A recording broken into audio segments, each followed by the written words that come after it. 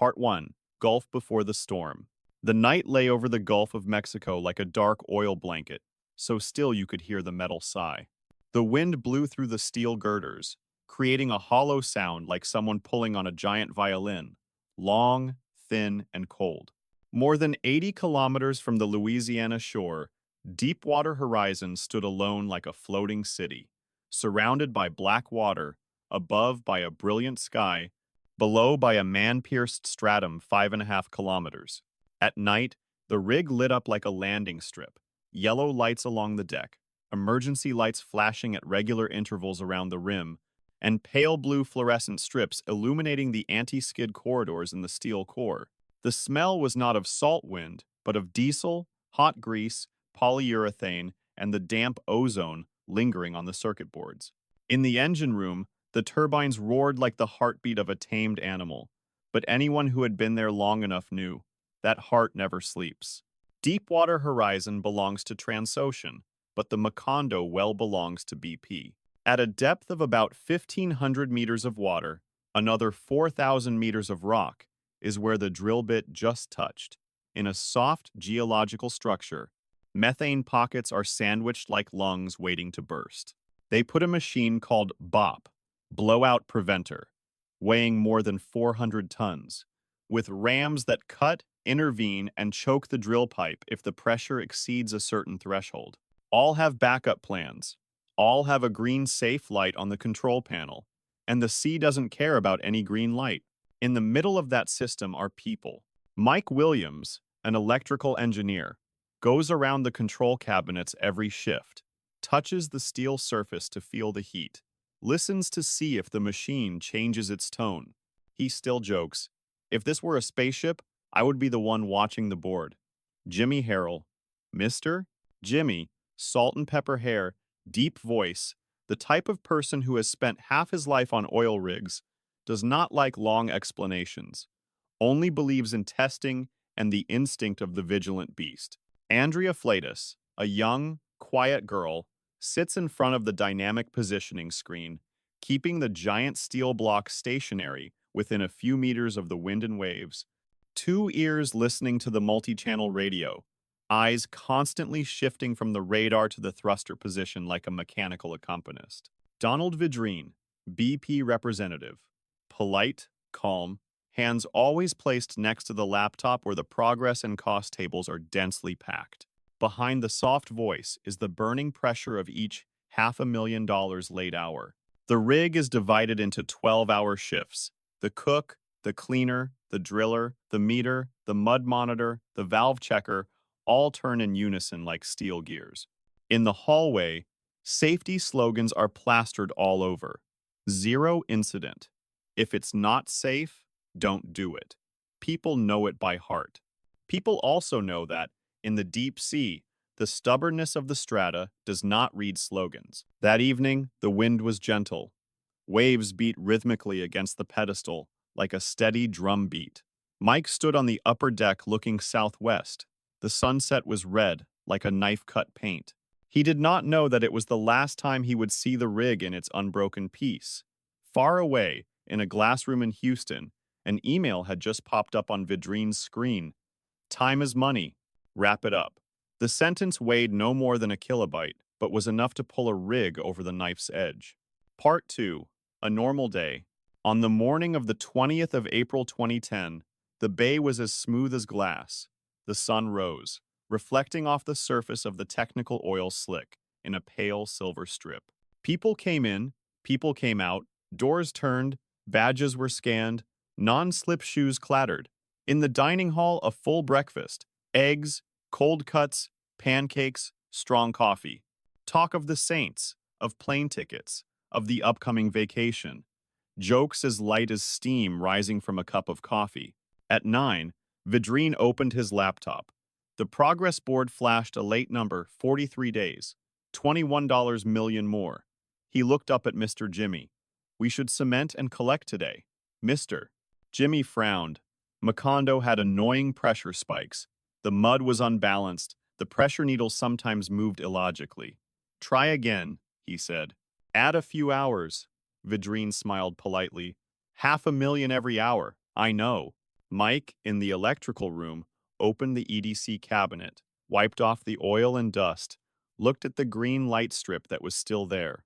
A pressure sensor from last week was sluggish. They sent a report. The reply from shore. Backup. No need to stop. He closed the lid, crossed out a note. Through a door, the Halliburton team had finished pumping cement. Cement needs time to set, harden, to seal the circuit, but the clock is always urging. To wrap up quickly, people will switch to negative pressure testing early. Noon, safety meeting room. Whiteboard. Zero incident goal. We go home safe. Mister. Jimmy reminds the tasks. Pumping, testing, preparing to remove pipes, checking thrusters, checking fire protection. Andrea nods, writing by hand. She has worked on the rig long enough to know normal days, if there are any, are rare. 1330. First negative test. Theory. If the cement is tight, when the heavy mud is drained, it creates negative pressure. The pressure on the pipe returns to near zero. Reality. 1,400 pounds per square inches. An irreverent number. Something wrong, Mr. Jimmy said in a low voice. Try again. Try again. Open. Close the valve. Drain. Insert. The needle drops. Then moves. Someone said it was trapped gas. It was the equipment. Vidrine soft-pinned. The reasonable explanation is that the measurement was wrong. Continue the process. Mid-deck, people led a few shore guests on a safety tour. Vidrine smiled at the camera. Horizon, 7 years without a serious accident. Better than NASA. Mike stood back, looking at the light board. All the lights were still green, but from deep inside the rig, he heard a very thin hissing sound, like pressure from somewhere was searching for a way. 1645. The return mud had a fluctuating flow rate. The technician wrote, transients. The satellite phone rang. BP Houston asking when to drain the pipe. Below, methane gas began seeping through microscopic cracks in the cement that hadn't set enough, gathering into bubbles that ran up like a string of solid bubbles. 19. Try again. 0 pounds per square inches on the drill pipe. Good. 1,400 on the kill line. Bad. A contradiction the manual didn't like. Gas left in the bypass, someone said. It'll clear up. Mr. Jimmy was still uneasy. If it's gas, it'll come up. But the order had been given. Drain the mud, replace with lighter seawater, prepare for platform removal. 1955, the first button pressed. The mud line, the only wall between the ground and the sea, began to thin. There was a tiny gap somewhere deep, enough for the gas to start pushing back. The pressure gauge ticked. 2,000, 3,000. No one stopped. 2050 Mike put his hand on the steel cabinet, unusually hot. Andrea looked at the radar, speckled with static. She called the drilling room. Abnormal signal. No answer. A dry metallic click. Then a bone-chilling boom. Part 3. The first signs. 2045 to 2149 was the longest 40 minutes of a normal day. In the drilling control room, Jason Anderson watched the flow bar increase involuntarily. Mud was pushed back a kick. The radio crackled with human voices calling to each other. Gas kick! Jason reached toward the BOP panel, intending to close it. The data was 15 seconds late at that depth. 15 seconds was hell. On deck, the mud exhaust pipe sent its first jet of thick black gas, shooting up toward the ceiling. The smell of hydrocarbons was pungent. Mike looked at the lights, a string of red lights. He shouted, "Emergency power cut!" The spark from the generator room contact was enough to ignite a white inferno. The fireball shot straight up into the sky.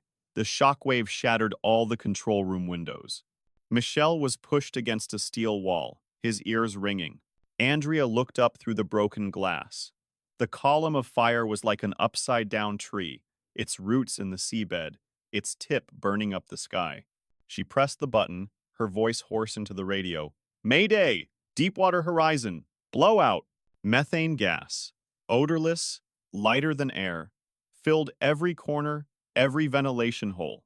In a few breaths, it entered the engine room, the circuit breaker, the sealed compartments, making every switch, every friction a possible trigger, an explosion. Then, three secondary explosions. The main drilling floor disappeared under the column of fire.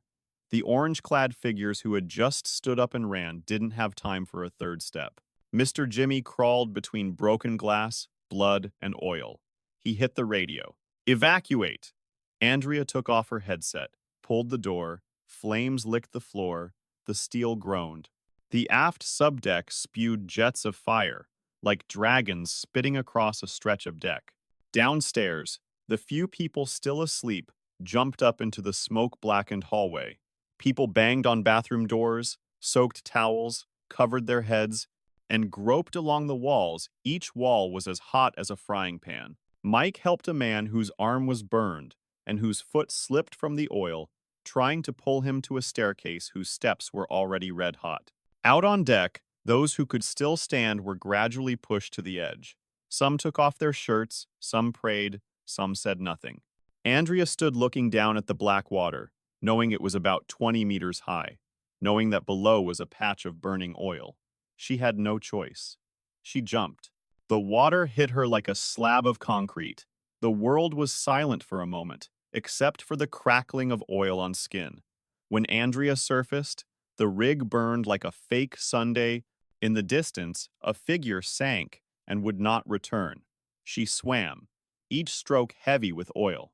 On the Damon Bankston, the captain had launched the lifeboat, the searchlight flashing, the loudspeaker calling, "Swim to the light!" Mike stood on the edge of the broken ladder, between the fire behind him and the sea in front. He took off his shoes, wrapped his shirt around his arms, counted in his head. 1, 2, 3. He dove. The hot air burned the edges of his hair. As he fell, he saw the steel pieces like a rain of blades falling sideways, crashing into the water, sinking, rising. A bright buoy was thrown. He grabbed it, slippery with oil, then grabbed it again with all the rest of his being, the will to live. They pulled him into the boat. He looked up at the steel torch. 11 more.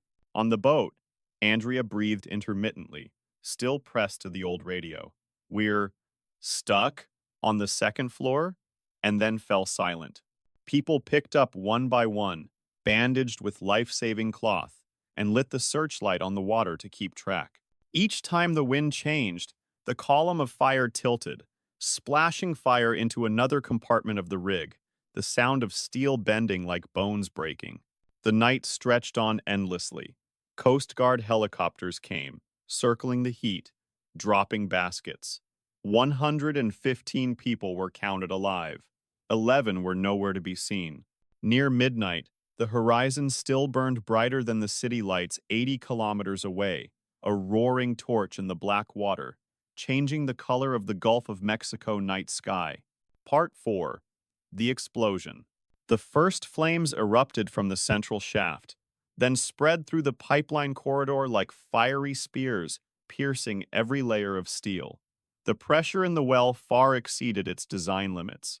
When methane met oxygen, there was no room for hesitation. It turned the entire Deepwater Horizon into a giant cannon that shot itself skyward. Those on the aft deck saw only a blinding white light. Then a hot wind hit them like a giant hand, hurling them from the floor. Metal bent, cables snapped, containers flew off hooks, hitting the deck like exploding fireworks. For the first few seconds, no one could understand what was happening, just a screech, the crackling of steel, and the wind carrying fire. In the control room, glass was flying everywhere. Andrea, who had just been thrown back, her back against the radar panel, was still trying to reach out to turn on the platform-wide alarm system, but the main power line had burned out. There was no signal.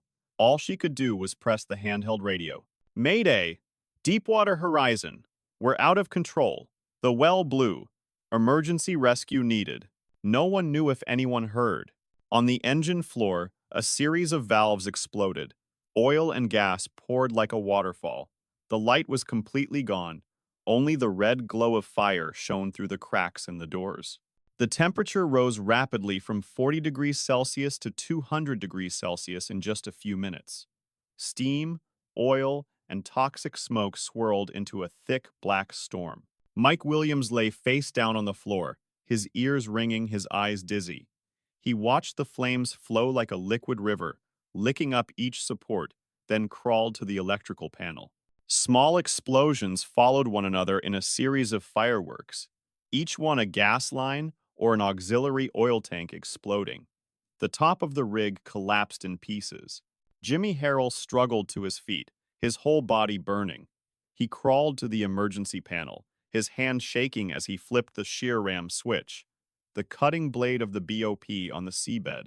But the signal was not transmitted. The control wire had burned, and the shore power had not yet responded. He looked up, through the black smoke, to see a bright orange flash. Then the explosion that followed drowned everything out in a deafening noise. On the outer deck, a few survivors ran toward the lifeboats, but the wind and fire were so strong that anyone who opened the hatches had their clothes burned. Another group jumped over the railing, fell into the water, and disappeared. The screams of "Overboard! People in the water!" were swallowed by the roar of the flames. The fire burned more than steel. It ate away at speech. The entire bay was lit up like dawn in the middle of the night. From dozens of nautical miles away, cargo ships could see the column of smoke rising like a volcano in the middle of the sea. Part V: Survival in Hell. After the third explosion, Deepwater Horizon became a real hell. The power system was out, the firewater was running out, all the pipes had burst. In the corridor, people were crawling, their hands groping along the hot walls, trying to find a way out. People were calling to each other, coughing, praying. Mike helped a burned colleague, dragging him through the black corridor. The smoke was so thick that he could not see his hands.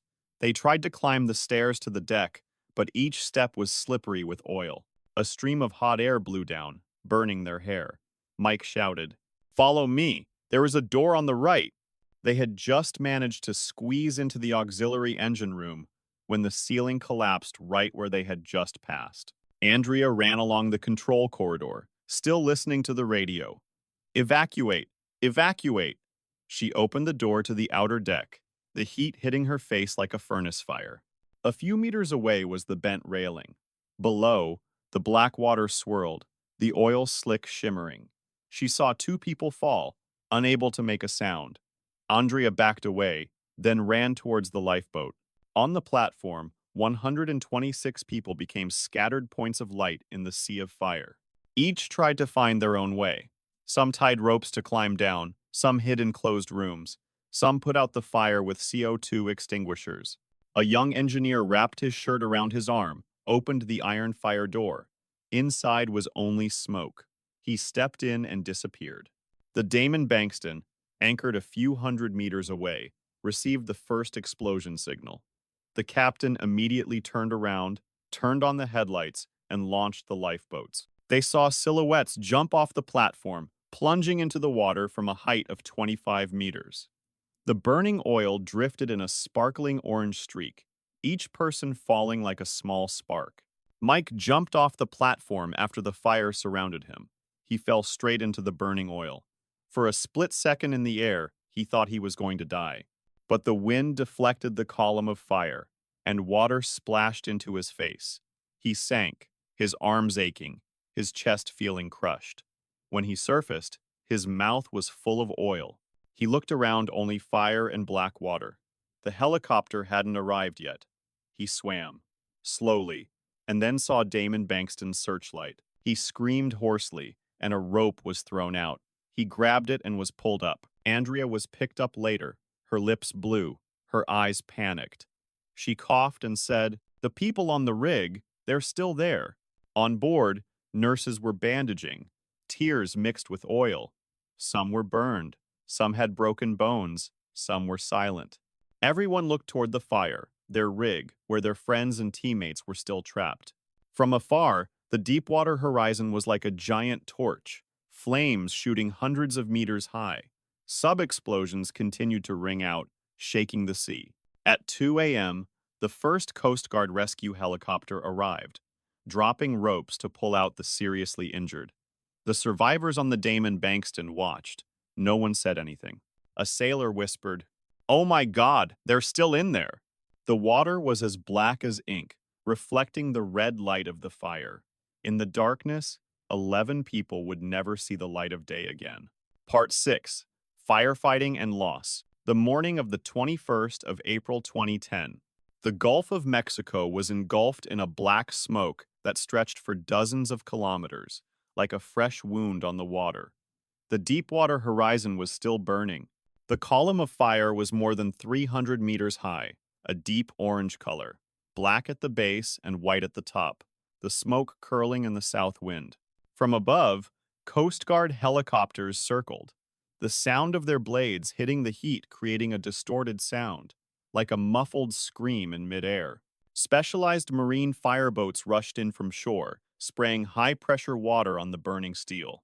But every few minutes they sprayed, the fire flared up more fiercely, as oil and gas continued to pour from the wellhead under the sea.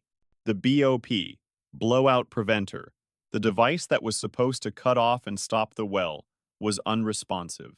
The control signals were dead, the hydraulic system was gone. The stream of crude oil gushed out at a pressure of thousands of psi, turning the sea into a black, shimmering mirror reflecting hell. On the Damon Bankston, the survivors sat silently watching the fire, unable to sleep. They counted, called out names, 115 rescued, 11 missing. Their names were read over the loudspeaker, each name like a knife. Jason Anderson, Aaron Dale Burkeen, Donald Clark, Stephen Curtis, Gordon Jones, Roy Wyatt Kemp, Carl Dale Klebinger Jr., Blair Manuel, Dewey Rivette, Shayna Roshto, Adam Wiza. No one answered. Mike Williams lay in the field medical room, his hands bandaged, his face dark with smoke. He looked out the round window, where the fire still cast a golden glow over the sea. Andrea sat outside, wrapped in a silver life blanket, her head between her hands. She had not spoken since being pulled up. Whenever someone mentioned the rig, she would just shake her head and whisper, "They're still in there." In the afternoon, the rescue helicopters changed shifts. The heat around the rig was still too high to reach. The Seafire crews sprayed water from 4 directions, consuming tens of thousands of liters a minute, but new oil from the wellhead continued to flow. Deepwater Horizon groaned. The red-hot steel plates made a sound like a human cry, low, drawn out, then cracking. The second night, 36 hours after the first explosion, the fire was fading not because it was extinguished, but because the main structure was beginning to collapse. The middle deck broke, the engine room tilted, a main column fell. In the center, where the rig had been, there was now only a tilting fireframe above the water. Deep below, pipes snapped, steel joints exploded, and the legs twisted. At 9:56 a.m., on April 22, Deepwater Horizon listed completely to the southwest, emitting a thunderous roar. A minute later, it sank. The fire continued to burn on the surface for a few minutes, then died. All that remained was smoke and oil. A black pool opened up, spreading like a broken vein. Crude oil from the Macondo well continued to spew, unchecked. In the early hours, estimates were a few thousand barrels, then tens of thousands. Then no one dared to wish anymore. On shore, families heard the news on television. The screen showed a sea of fire, with white text reading, 11 missing, 126 rescued. In Mississippi, Gordon Jones's wife held her 2 young children, her eyes glued to the screen. In Alabama, Adam Wise's mother sat in front of the TV, clutching a photo of her son in an orange hazmat suit. In Louisiana, Jason Anderson's father quietly walked out onto the porch, lit a cigarette, then stubbed it out because he couldn't stand the smell of smoke. At BP headquarters in Houston, an emergency meeting was held. On the big screen, a drilling map appeared. The pressure data stopped at 2049 before the explosion. The engineers just looked at each other in silence. One whispered, "We've lost the rig." A second later, silence. No one wanted to be the next to say the remaining 2 words. And the men. A few hours later, the Coast Guard announced the end of the search for survivors. The sea was too wide, the water temperature too low, the oil too thick. 11 people were listed as missing, presumed dead. At the lifeguard station on the Louisiana shore, the survivors were taken to the medical center. Mike lay on the bed, his hands still shaking from the nerve burns. An officer asked him, "Were you the last to leave the rig?" Mike looked down at his hands and said softly, "I didn't leave. I was thrown out." That night, the sea was calm. The fire was out. There was no more explosion, no more light. There was only the black, thick, still water. In the darkness, the oil spread in large circles, growing kilometers wider by the minute. Hundreds of miles away, in New Orleans, NASA satellites began to capture a black streak on the ocean surface, hundreds of miles long, curving like ink on a blue sheet of paper. Unbeknownst to anyone, the moment the Deepwater Horizon sank was also the moment another disaster began, slower, quieter, but more persistent than any fire. Part 7: Investigation and Responsibility. As the flames died down and the ocean became quiet, no more metal groans, no more light, another battle began. A battle to find out what had caused it and who was responsible for the 11 lives lost. On April 23, just one day after the rig sank, the U.S. Safety and Environmental Commission and the Bureau of Ocean Energy Management, BOEM, launched an investigation. A temporary command center was set up in Houma, Louisiana. Site plans covered the walls, a map of the Macondo well, a drawing of the BOP system, satellite images of the spill. Engineers, officers, forensic experts crowded the room. Everyone knew this was no longer a simple technical accident, it was a collapse of trust. In the first report, the data recovered from the Transocean system showed something terrible. The pressure in the borehole had exceeded the safety limit by more than 3,000 pounds per square inches, and the previous negative test, the most important test, had been misinterpreted. The mud coming up contained methane gas, but instead of stopping to check, they continued to drain the mud, replacing it with lighter seawater. The well had been opened, and when the gas came up from the ground, there was nothing heavy enough to stop it. An engineer on the investigation team said, his voice cold, "They dug into the bomb, then pulled the plug themselves." The public hearings began in May. Hundreds of journalists crowded in.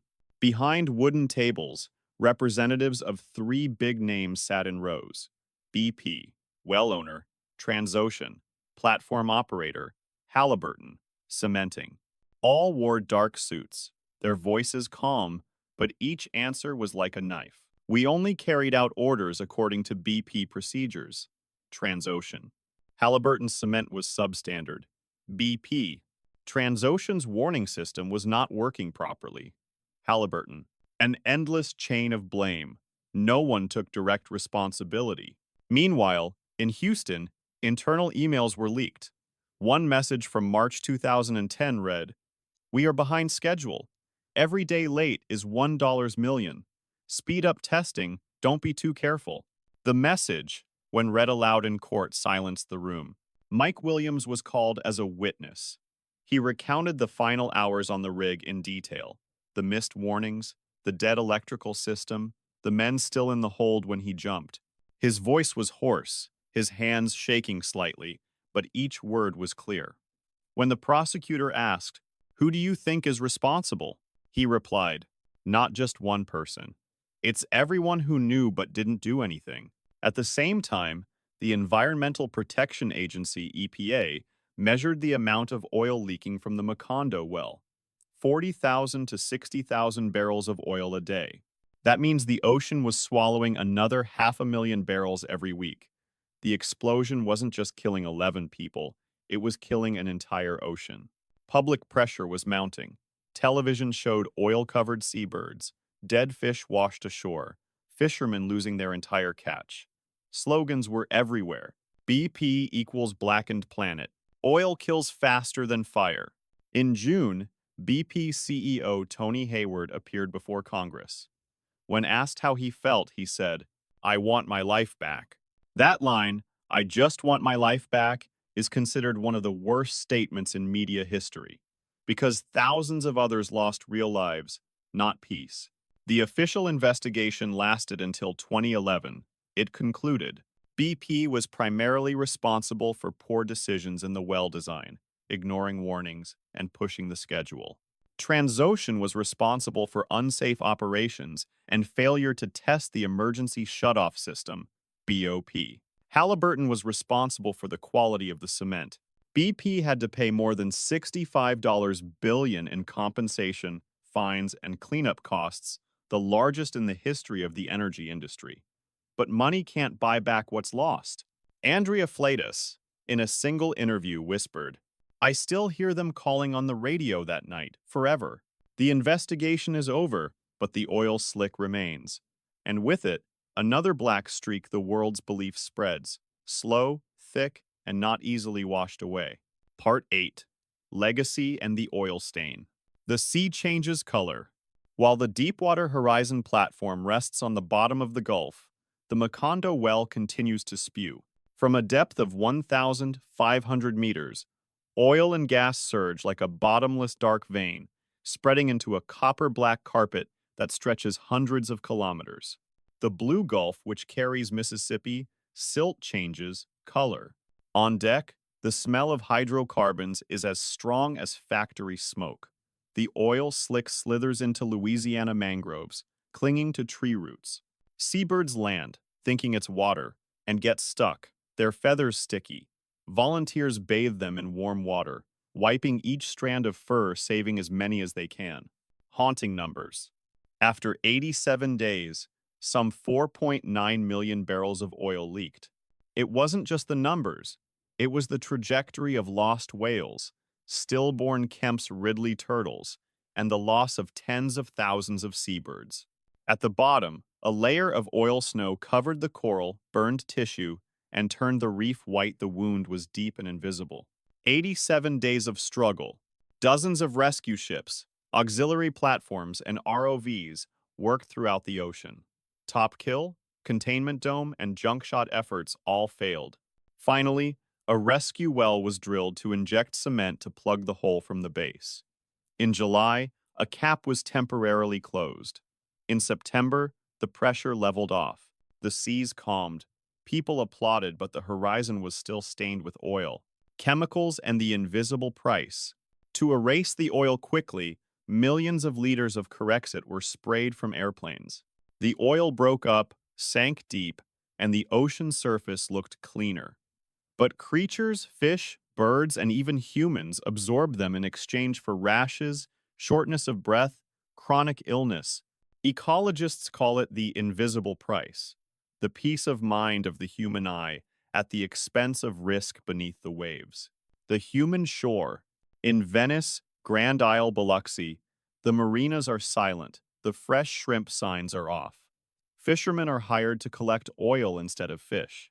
"I was born to go to sea, not to collect sea-killing stuff," said an old fisherman, looking out at the murky water. Legal and systemic lessons. After the well fell silent, the hearings roared again. The report pointed to a series of errors. Wells prioritized for progress, false pressure readings, poor cement, sloppy maintenance, a culture of cutting corners. The result? Tens of billions of dollars in fines, a complete overhaul of the system. But on the memorial, 11 names remain intact. Humble engineering. Deepwater Horizon became a global lesson, not just about the technology, but about how reasonable reasons accumulate into disaster. The phrases "misreading the signal," "no evidence of danger" are repeated like rivets on a steel hull, small but enough to crack the ship. The sea learns to revive. Nature is slow and steady. Oil-eating bacteria flare up, seagrass beds grow back, storms stir up the water column. But many coral reefs are dead, fish are deformed, the bottom is still polluted. Recovery is uneven. Some places are bright again, others are forever silent. Memories of those who remain. Mike Williams still startled by the boom in his head. Andrea Flatus hears the voice of a person on the old radio. On the wall of the school by the bay, 11 black photo frames. In the wooden church, candles reflect like miniature oil stains, a reminder that technology must go hand in hand with ethics. Limits rewritten. Technical limits must be raised. Double BOP, independent cement testing. Response in hours. But the limits of greed must be lowered. When every hour of delay is $500,000, people need a system that forces them to choose slowness, not out of fear of the law, but out of concern for others. Symbols and conclusion. Deepwater Horizon transcends its technical name, becoming a symbol, a film, a lecture, a memorial. Not to admire the fire, but to remember that at the bottom of the ocean, the most fragile thing is not steel, but decision. The 87-day eruption has stopped, but the sea still remembers at the bottom. When the turtles surface, when the pelicans take flight, we know a new page has been opened. Yet, the 11 names and the lesson of humility remain as quiet and deep as the color of the Gulf of Mexico.